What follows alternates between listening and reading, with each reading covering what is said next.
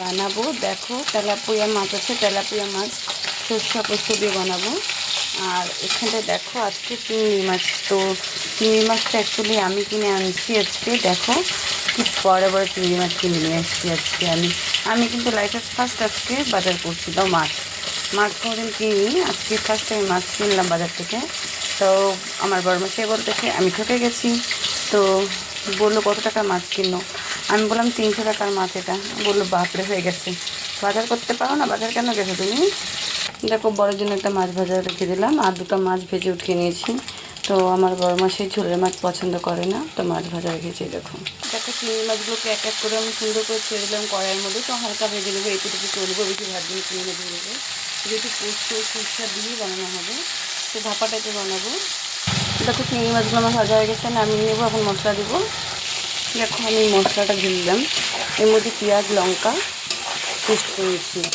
তো এটা ভালো মতো মানে হওয়া পর্যন্ত আমি সরষার পোস্তটাকে পেস্ট করে নিয়ে আসবো।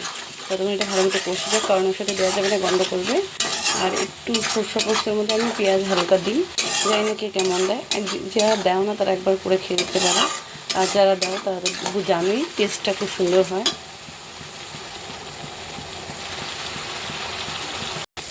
দেখো মশলাটা আমার কষে গেছে, কিন্তু পুরো তেল ছেড়ে দিয়েছে। তো এর মধ্যে আমি সরষা পোস্ত পেস্ট করে রেখেছি, সেটা দিয়ে দিব। দেওয়ার পর ভালো মতো কষানো হলে জল দিয়ে মাছগুলো ছেড়ে দেবো। তো আর কিছু দিচ্ছি না, একদম ফটকাটে চিংড়ি বানাচ্ছি। তো যদি ভালো লাগে থাকে একবার করে রান্না করে খেয়ে দেখবে, খুব ভালো লাগবে আশা করি। আমি তো করে খাচ্ছি, আর আমি এর আগেও এরকম করে খেয়েছিলাম, তো খুব টেস্ট লাগে। এই পেঁয়াজ বাটাটার জন্য মাছের খাবার মানে টেস্টটা একদম চেঞ্জ হয়ে যায়। দেখো মশলা আমার কিন্তু কষে গেছে একদম, দেখো তো। এখন যে আমি সরষা পোস্ত পেস্ট করেছি সেটা দিয়ে দিব। তো দেখাচ্ছি তোমাদেরকে, সরষা পোস্তটা পেস্ট করে নিয়ে আসলাম। এই দেখো সরষা পোস্ত পেস্ট হয়ে গেছে। তো এটা এখন আমি দিয়ে দেবো এর মধ্যে। সরষা পোস্ত দিয়ে এটাকে ভালো মতো নেড়ে চেড়ে নিলাম। এখন হালকা জল দিয়ে, জলটা ফুটলে মাছগুলো দিয়ে দেবো। দেখো পরিমাণ মতো আমি জল দিয়ে দিচ্ছি, কারণ মাছগুলো দিয়েও হালকা সিদ্ধ করতে হবে। তো এই দেখো সরষা পোস্তটা দিয়ে দিয়েছি, হালকা জল দিয়েছি আমি, জল করে। তো এটা ভালো মতো সিদ্ধ হওয়া পর্যন্ত ঝোলটা ফুটবে, মাছগুলো দেবো, মাছগুলো সিদ্ধ হবে, তারপরে নামানো হবে। তো দেখো মাছটা আমি দিয়ে দিলাম, আর এরকম ঝোল ফুটে গেছে। কমপ্লিট আমার মাছের ঝোল, লম্বা লম্বা বারে বারে চিংড়ি মাছের ঝোল। মা কয়টা পিস হবে আমাদের? কয়টা হবে তোদেরকে দিব না ভাবছি, আমি সব খাবো, থাক বন্ধ করবো। তো দেখো আমার মাছের তরকারিটা কিন্তু কমপ্লিট। তো একটু শুকালে আমি এটাকে নামিয়ে দিব,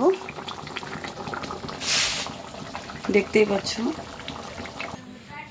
এই দেখো মাছের ঝোলটা একদম কমপ্লিট আমাদের, একদম। এখন গরম গরম ভাত আর মাছের তরকারিটা দিয়ে খাবো, দেখতেও খুব সুন্দর হয়েছে। দেখো মাছের তরকারিটা। তো তোমরা কেউ খাবে নাকি কমেন্ট করো প্লিজ। আর আমার রেসিপিটা ভালো লাগে একটা কমেন্ট, একটা লাইক করে রাখবে। আর আমার ভিডিওগুলো যদি ভালো লাগে দয়া করে একটু শেয়ার করবে। Tata bye.